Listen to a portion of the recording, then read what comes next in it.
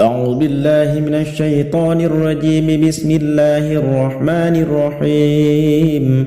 الحمد لله رب العالمين حمدا يوافي نعمه ويكافئ مزيده. يا ربنا لك الحمد كما ينبغي لجلال وجهك الكريم وعظيم سلطانك.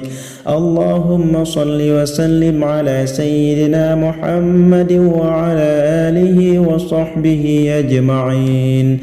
اللهم أحسن عاقبتنا في الأمور كلها وأجرنا من خزي الدنيا وعذاب الآخرة. اللهم إنا نسألك رضاك والجنة ونعوذ بك من سخطك والنار.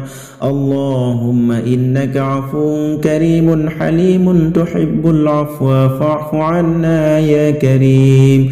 اللهم اجعلنا بالإيمان كاملين وللفرائض مؤدين وللصلاة حافظين وللزكاة فاعلين ولما عندك طالبين ولغفوك راجين وبالهدى متمسكين وعن اللغو معرضين وفي الدنيا زاهدين وفي الآخرة راغبين وبالقضاء راضين وللنعماء الشاكرين وعلى البلايا صابرين وتحت لواء سيدنا محمد صلى الله عليه وسلم يوم القيامة سائرين وإلى الحوض واردين وإلى الجنة داخلين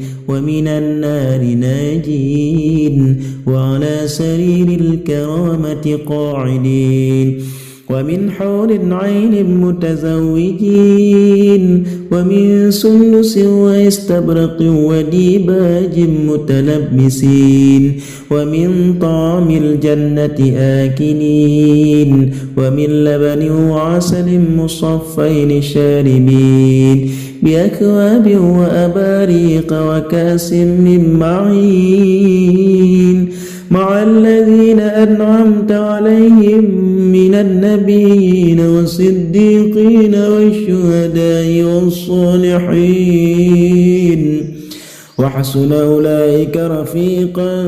ذلك الفضل من الله وكفى بالله عليما. اللهم اجعلنا في ليلة هذا الشهر الشريفة مباركة من السعداء المقبولين ولا تجعلنا من الأشقياء المردودين. اللهم ربنا آتنا في الدنيا حسنة وفي الآخرة حسنة وقنا عذاب النار. وصلى الله على خير خلقه سيدنا محمد وعلى آله وصحبه أجمعين والحمد لله رب العالمين.